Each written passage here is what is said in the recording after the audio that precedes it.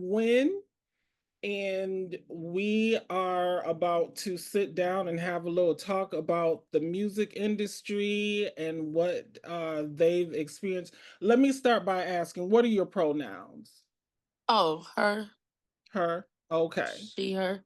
She, her? Okay. I had to think Well, for a second, like, what's the one? Her, she, hers, girl, girl. sis. You know. So I'm sitting here with her, and she's gonna talk about her experience in the music industry, how long she's been there, and what she's been doing, and all that great stuff. My name's Javannah Davis. I'm Blackout Magazine columnist, and I'm excited to get this going. So I'm gonna start by introducing Joy.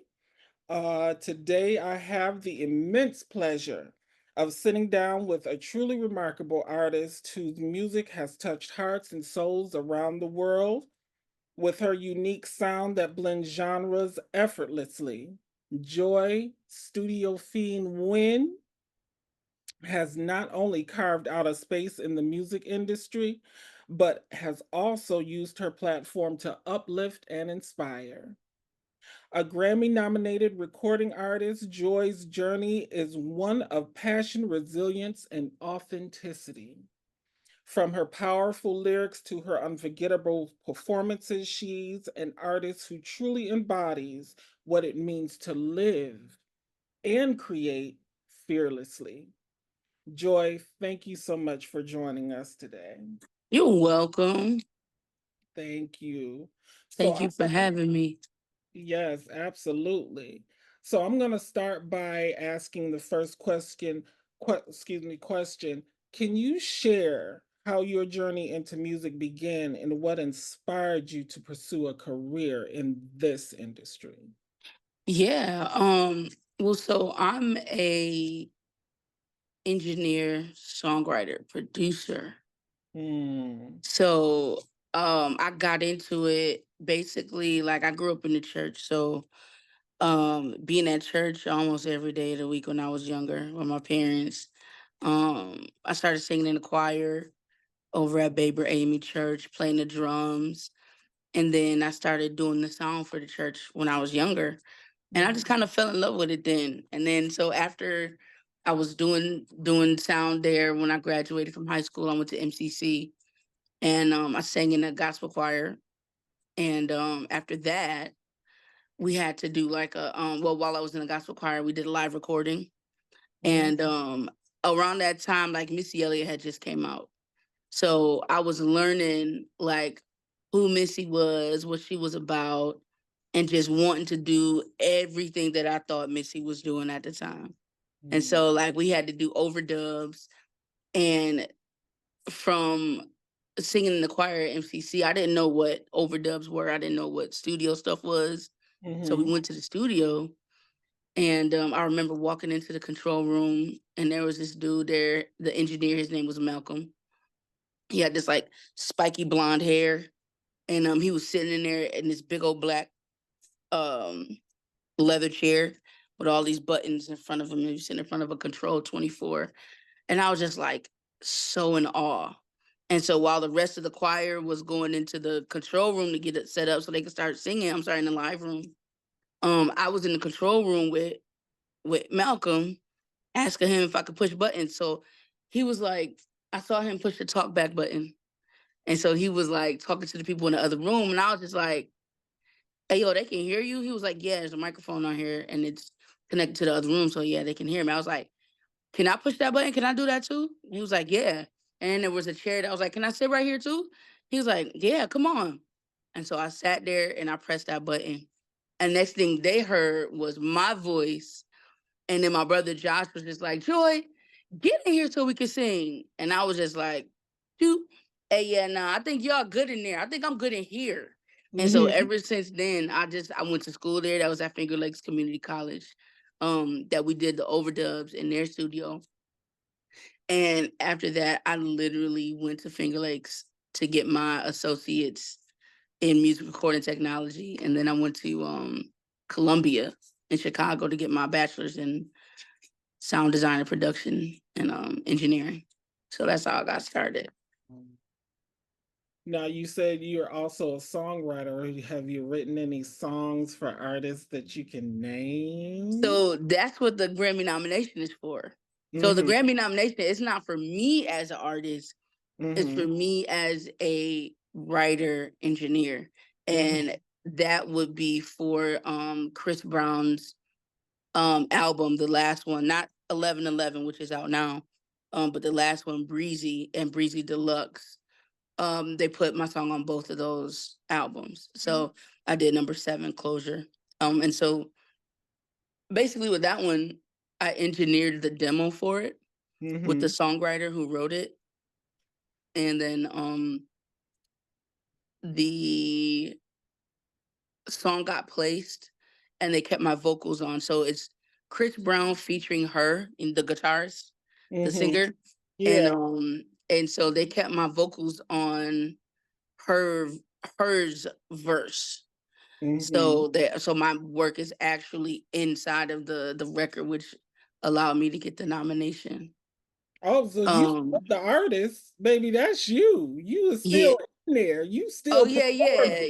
Yeah, Yeah. that's yep, that's true. So yeah, so I've worked with Chris Brown. I've had placements with Eric Bellinger, with Brooke Valentine, and Bridget Kelly. They had a fun record called Swear to God. That was fun to do. I just recently had the pleasure of working with Eris, T.I. and Tiny's daughter. That was last week. And Yeah. that was really, really fun. It Wow. was really fun. So that's like the R&B side, gospel side. Last year I spent a lot of time working on William Demp's album, Mm-hmm. and through that I got to work with Molly Music, who I absolutely love. And then I also got to work with Israel Houghton. So there's a song out right now called Joy, and it's the single that William Demp's is pushing right now. Mm-hmm. And it's featuring Israel Houghton. So I got to record Israel's voice and everything. So that was really, really fun. William did all the writing on that one, but I just did the engineering on it. That is phenomenal. Yeah. I am so happy for you. And Thank I can you. tell in your face that this is your purpose. This just makes you give you life. And I It love does. that. I love that. It really does. I love the creation of songs, like taking it from just an idea, starting from a conversation, and Mm-hmm. then finding a producer or making the beat myself, which I've done before, or which I do. Um, and then the writing, the recording, the mixing. I love all of that. Even now, I have an artist development company called Dope by Default, Mm-hmm. and the my artist development company, I go beyond just the recording of the music and the mixing of the music. So I have a few artists that I work with. Locally, I work with Ashley Nicole, and Mm-hmm. then I also work with Bradley Banks. He's not local. He's from Youngstown, Ohio, but he has a couple. I've done all of his music. We met in college, so Oh. he's grown with me through my sound, Mm-hmm. through what I thought was engineering and mixing about 10 years ago, which probably sound like boo boo the fool if we listen to it right now.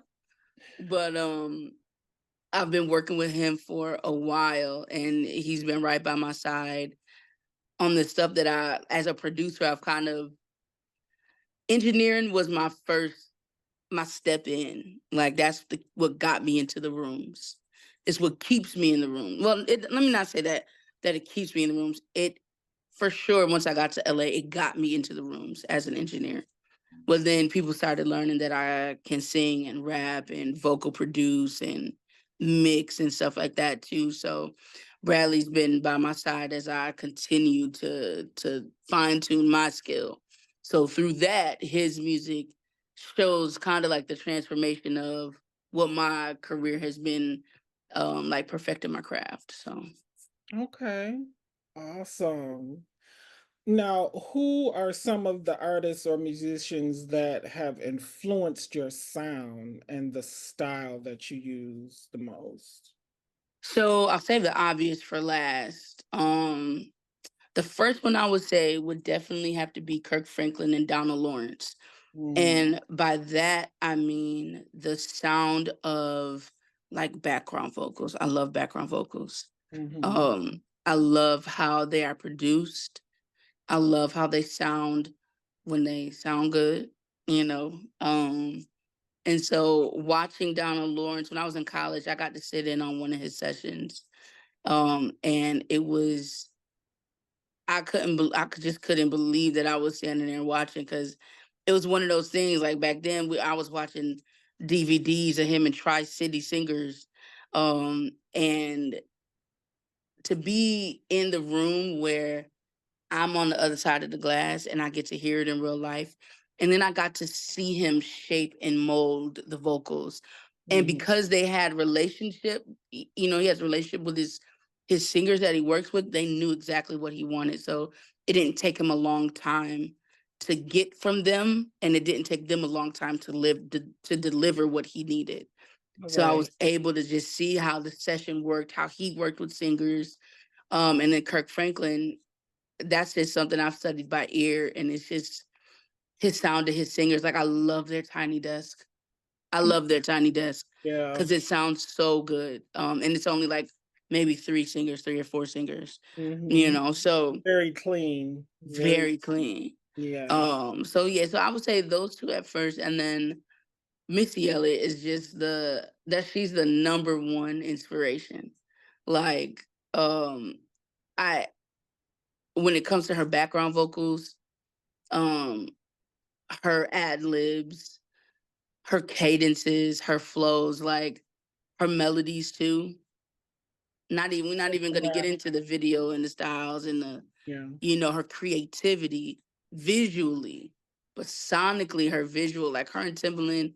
I've just learned that for artists, once you find a producer that gets you, just lock in because it's only a matter of time before other other people tap in and understand that as well. And it'll show too. Mhm. It'll show through the people who are listening, who rock with your music. You'll be able to tell when you got you a producer that you lock in with. So Missy, her humility, and the other thing that I really love about her is she's always talking about God. Like she's never shies away from giving God his credit. And as I was growing up, I'm just like, you see your Grammy performances and the people accepting their speeches, and some people are like, "Thank you, God." And when you're younger, you're like, that person ain't thank God." Well, then you get Right. older, you realize that some people may not believe. You know what I mean? But Right. Missy, it was never a question. Like you can't know Missy and not know that she gives all her credit to God. And that's I love that because she never allowed the industry to change her by her faith, to change her by her image and her look or anything. So Have I think you ever been that's able really to dope. work with her? No, so I haven't worked Yeah. with her yet. Yeah. But I will say this, I got to go to her. She's on tour right now doing the Mhm. Out of This World tour. And I went all 3 nights. She had a birthday party in LA. I started there. It was a Mhm. Wednesday night. And then the producer that I work with, his name is Yanni. He's produced a couple of records for her. He told me that, there's a after party. So he gave me the information I needed. Went on the hunt.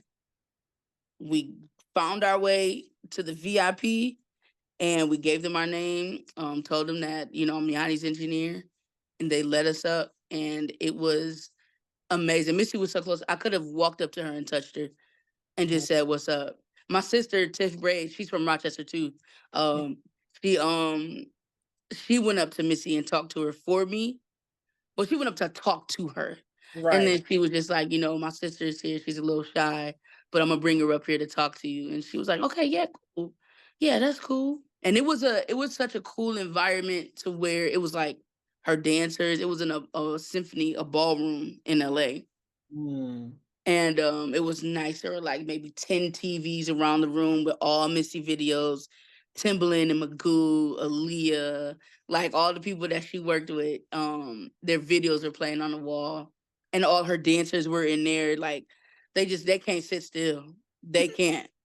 They had a whole little area, and wherever they was at, they was dancing.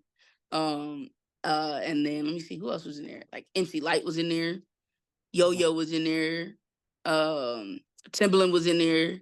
So it was definitely pretty cool. Her stylist, Derek's Derek was no his photographer, Derek Blanks was in there.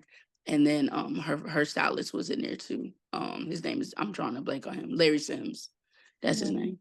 But it was really dope to be in the room. And I was just thinking like I was so excited to be in there. I was just like, thank you, God, for just putting me in a room because I remember what it used to be like to dream about what it would be like if I got to be around these people. And here I am, literally through hard work and dedication, standing in the same room as Missy, not in the same arena, not in the same this, that, or other, but literally I could have walked up to her and said, hey, whatever, you know. And I think that that was a very grateful moment for me being in that room with those great people. So yeah. Okay, awesome. Now, how has being a Grammy nominated artist impacted your career and your approach to making music? Has it changed the way you view your work? Nah, yeah. I was gonna say no. The answer is yeah. I feel pressure. It's it's like now that you're Grammy nominated, like what else? Like part of the pressure is from me because I'm like, yo, like I want to do this again. I want to get nominated again, but next time I want to win. You know what I'm saying? So it's like, what I got to do that? Um, and I think that for being the pressure also comes with the fact that for Rochester, I'm the first Black woman to be nominated for a Grammy, and as an engineer and writer. And it honestly took my girlfriend. She told me that. Like I think I was sitting and I was just thinking about it. And she was just like, well, how does that feel? And I was just like, I don't know. But then what it made me want to do is it made me want to find other women in Rochester who are engineers Mhm. and just be like, yo, at least be on my radar because when I was learning while I was in Rochester, um, I felt like I was by myself. It wasn't there weren't any other women that I really knew about, other than the only other woman that was producing that I knew about was Danielle Ponder. And Mm. so I knew about Danielle as a writer and as a performing artist, but I didn't really know about anybody else. Mhm. So it made me want to know who in the city is doing music and recording themselves and things of that nature. So then I could, and then it brought it out to more than just women in the city. Who's doing music in the city that I can come back and share what I've learned since I went to LA? You know what I'm saying? There's only going to be a certain amount that you're going to learn here in Rochester.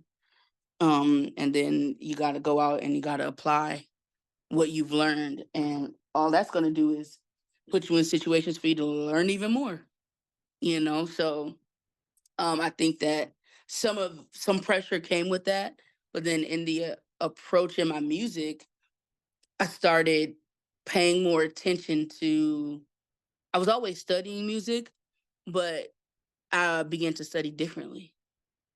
You know, I began to study what's when we hear people talk about being current and understanding what's happening currently in music, it's not to copy people, it's just to understand the formula.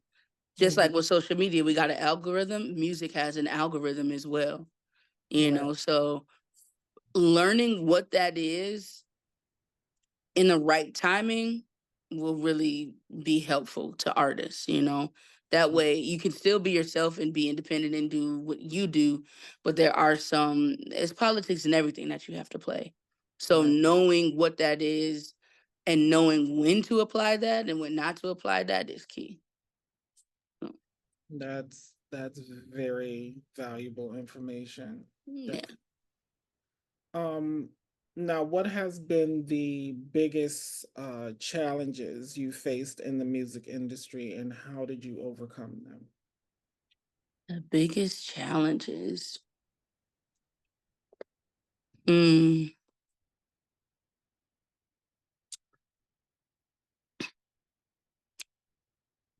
I always have a tough time with this one. Um,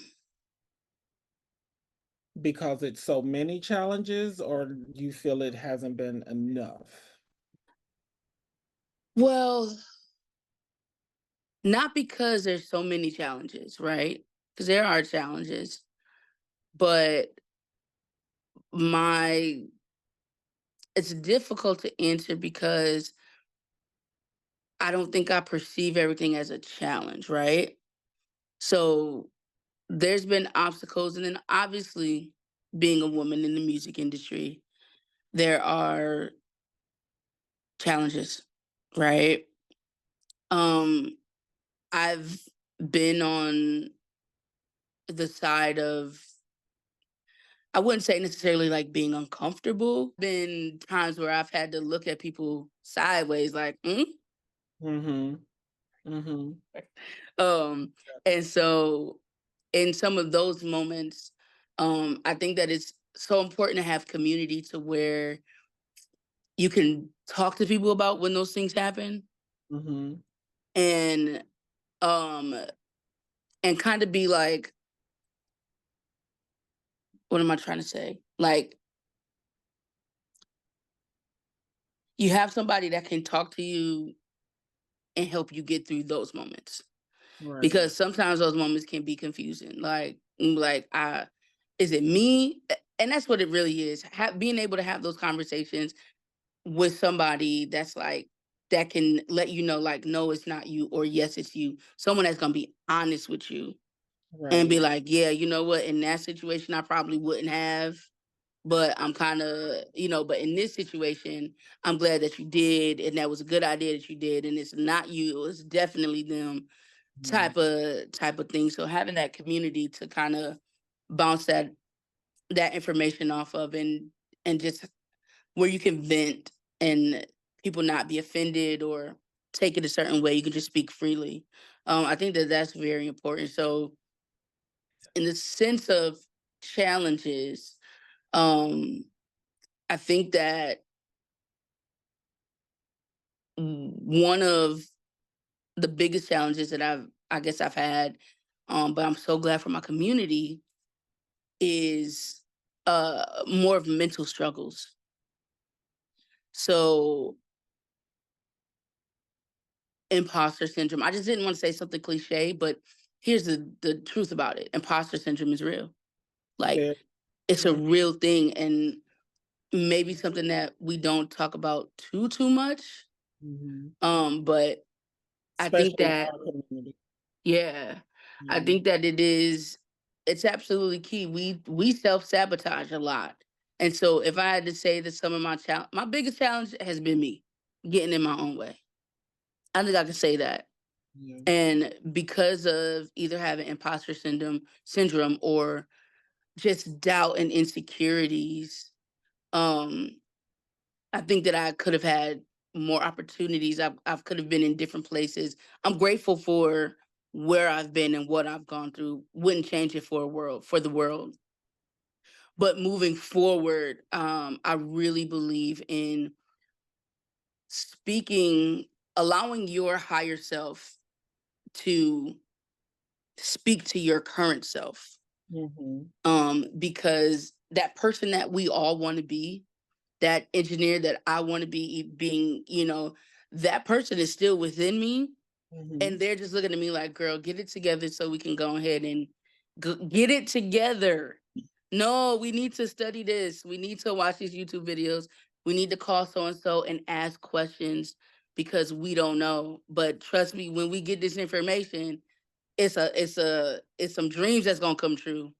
It's Right. some things that you've been working on that you want to do, that you will be able to do. But for me, it's a I'm learning more about God's timing versus my timing as well.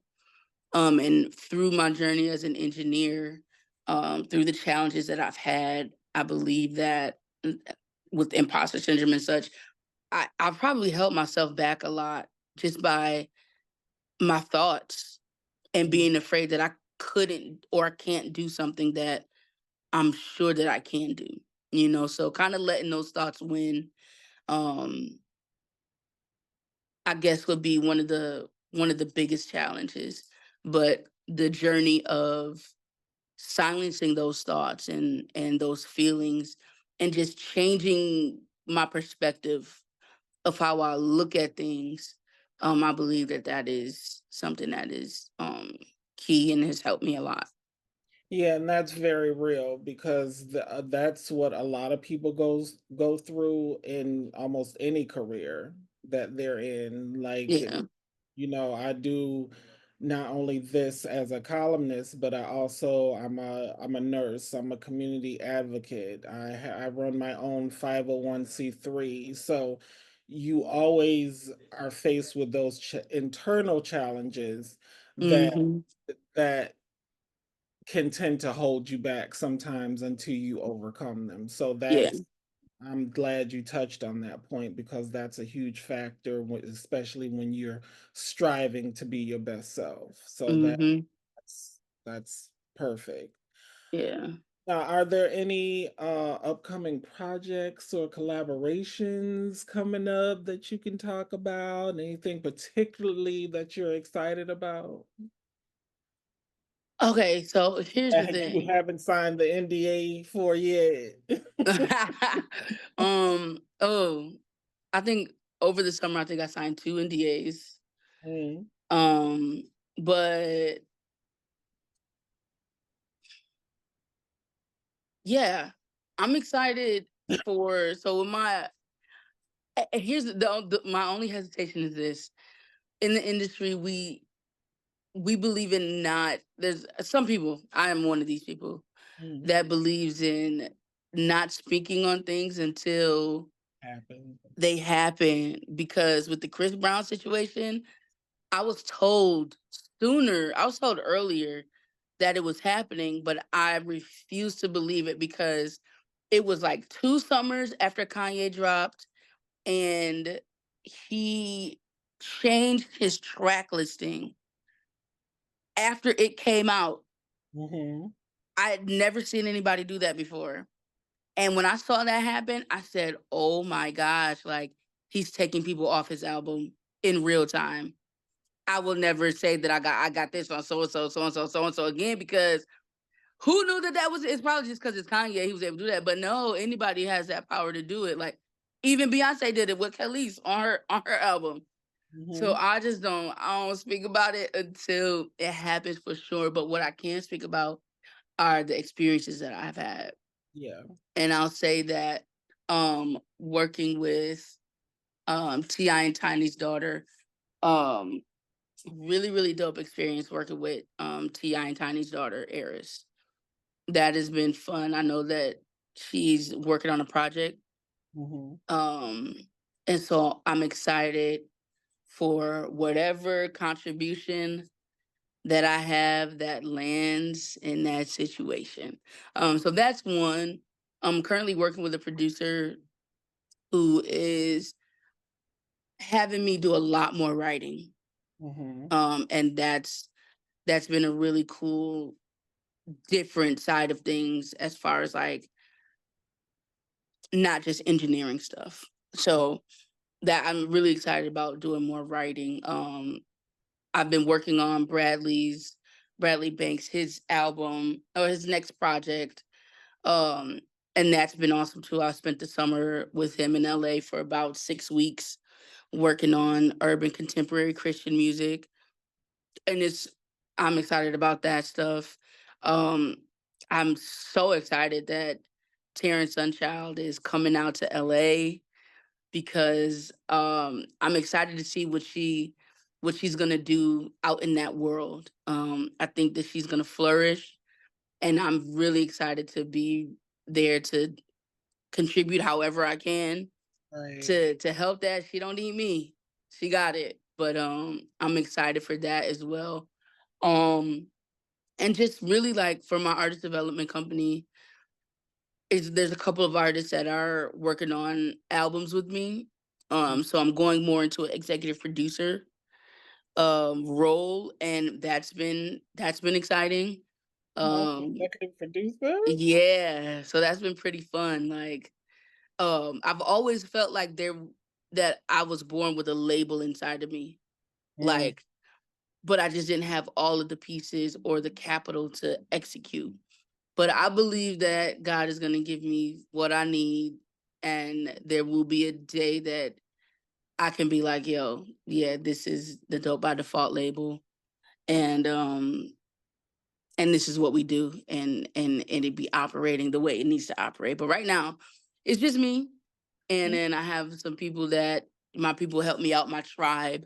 Like I always talk about my tribe because I wouldn't be able to have come this far without God, my parents, and my tribe. They keep me lifted, they keep me encouraged.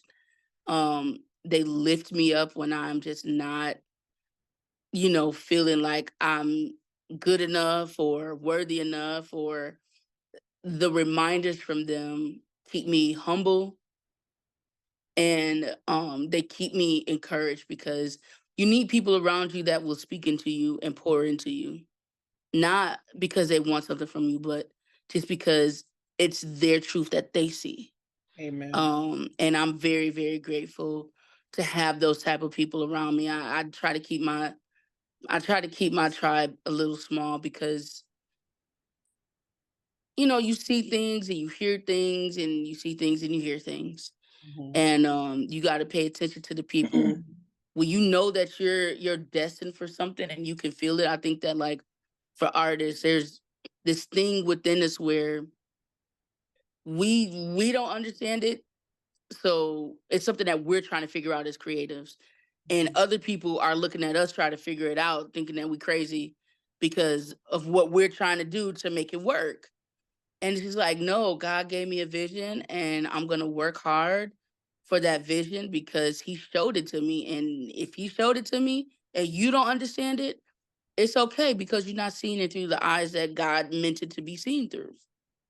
So my tribe really does encourage me, and they keep me grounded and focused too. I can't not be active for too long before somebody is saying something. Even before I came out here, I shot a music video, which I was probably like 95% comfortable with. Mhm. I didn't have a big budget, I didn't have a big team, I didn't have all of the stuff. But what I did have was four other women who believed in the vision, and they believed in me, and they were like, hey, let's take what we have and let's make do with what we have. Mhm. So being able to create stuff for myself also is exciting.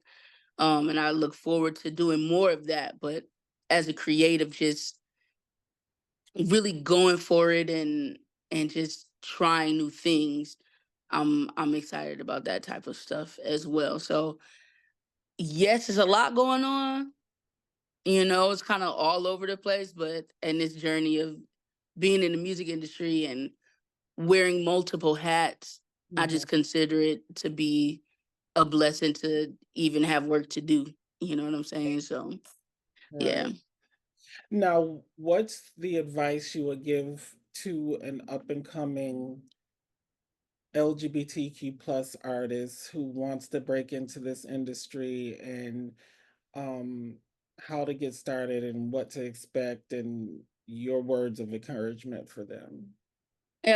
My words are simple. Um, do you? Mm. That's it. Like, Big Frida did Big Frida and is loved around the world as Big Frida. She did You it know, unapologetically. that's Mhm. it. Mhm. Um, I feel like when people look at you and they don't understand you, or they listen to your music and they don't understand your music, it's okay because it's gonna be somebody that does look at you and see everything that you have going on. They're gonna hear your music and they're gonna be like, yo, rock with that music. I like this. I can listen to this. That's who you make music for. You don't create for the people who show a resistance. If people don't like it, that's okay. And that's really the main thing. If people don't like it, it's okay that they don't like it. It's not for them anyway. And that's all that means. As far as when it comes to creating, I would say make sure that you are in safe environments. And safe meaning safe in a bunch of different ways, but primarily safe so that you can create the world and environment that you want to be in while you're recording. There's nothing more fun than having everything that you need around you in a studio session, because you could be in the studio for 12, 16 hours like that, and you can make some of the most fun, the most heartfelt, the most painful. The studio, the studio is my place of peace. So when you walk into the studio and with me, and we could be at Linden Oaks, we could be at Walt Studio, we can be at Wicked Squid Studios here. Shout out to all the studios here in Rochester. You know what I'm saying? We could be we could be there. Like, it doesn't matter the room that you're in. It's Mhm. about the environment that you create when you're in that room while you're working on music. So if you're going in the studio and you're writing something that has your heart breaking, like, and something that you're going through in real life, don't try to make it acceptable to everybody. Write what you're going through, because you're not the only one going through it. And Yeah. especially in our community, our voices, there's other people out there. I know it's 2024 and I know it's okay to be who we are, but everybody doesn't feel that, Mhm. and so it's okay to write your own voice. Mhm. Don't write for other people, right? You can write for yourself, write the things that you go through. Um, and have fun with it when it's time to have fun with it. But when it's time to speak to somebody's soul about something that may be dark or difficult to talk about, I find artists, we can be very brave in that sense. And if you're not ready to, don't force it. It's okay. Mhm. But once that time does come to when you're like, you know what, I think I could write about this now, write it. Yeah. And write it in the voice that you would have it to be in, because someone out there is going to listen to that and they're going to be touched by it, and it's going to help bring them out of what they may be going through, or it's going to help them deal with something in the future because they heard your song, they heard your lyrics. Mhm. They are, for our community, it's like we kind of almost have our own roadmap, or um our own literature that we understand a certain way, because everybody doesn't understand the LGBTQIA community. Right. So we have to write for us. And then, obviously other people outside of our community, they hear it, they may understand it. But for us, we write for us. We write for that person that can't say those words, that Mhm. can't sing that song, that can't express those feelings, that can't say that this happened to them. You know what I mean? So I encourage creators in this community to don't be afraid to say and speak about, through your music, what life is like. Tell us the fun stuff, tell us the bad stuff, the dark stuff, you know, We need and to to. keep finding community for Mm. sure. Yeah. Awesome. Hmm. So, last and final question. Yeah. What brings joy when it's time to decompress and just back away from it all?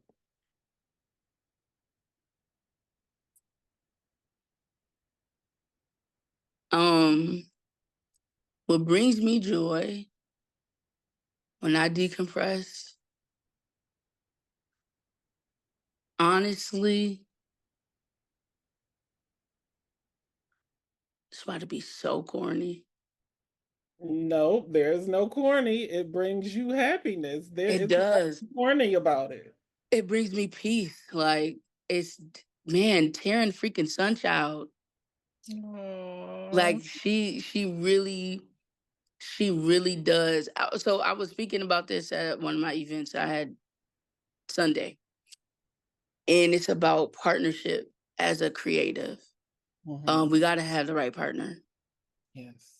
We have to have the right partner because we live in la la land so much up here that we need somebody who number one believes that our la la land will become reality as long as we continue to feed it and continue to work towards it. So we need somebody who's number one is going to support that and not think that we're just a dreamer. You know what I mean? Because that's a lot of people like to label creatives and musicians as dreamers, like, oh, well, you're trying to be this huge movie star, or not movie star, but this huge music star and rapper, singer, whatever. And there's so many people doing it. It's oversaturated. You'll never be able to do that, but good luck trying. That's not the energy that we need as creatives. We need that person to say, hey, babe, I know that it's 3 o'clock in the morning. I know that you're writing, but you also have to do this at 9 o'clock in the morning. So I need you to bring your ass to sleep. You need to go to bed. You can Right. get back to it tomorrow. They could just speak another a language to us that cuts through the creative part of us. It gets to the part of us that, yeah, no, you need to eat. Hey, yeah, I know you've been in the studio for 13 hours, but I don't think I saw you eat anything outside of some chips and maybe a bottle of water. So I need you to take a break and I need you to eat something. Mhm. I know that performance didn't go as well as you wanted it to go, um, but they're in tune with you. So they know where you're at mentally. Don't be hard on yourself. What you need to do is practice more. You play Right. video games. I love Fortnite. I love playing Fortnite with my people. So it's like, man, if I haven't done something I need to do, then oh yeah, I'm gonna be like, I'm gonna get in trouble because I was playing Fortnite when I Mhm. wasn't supposed to be playing Fortnite. I could have been doing something more productive. Okay. So having a partner who speaks into you, for me, I love the Lord, and so does she. So she prays over me. She can just speak to me in a language that a part of me can hear that's still my creative part of me, but the other part of me that's like, hello, yeah, we haven't eaten, we haven't drank anything. We need to go ahead and take care of ourselves. We need to speak positively to ourselves, be kind to ourselves and our thoughts. And, it's having somebody that provides that is huge. And this just believes in you. That's that's key. So my peace, my joy is definitely in that. And when she's not around, um, really playing Fortnite Mhm. with Okay. my people, like that brings me.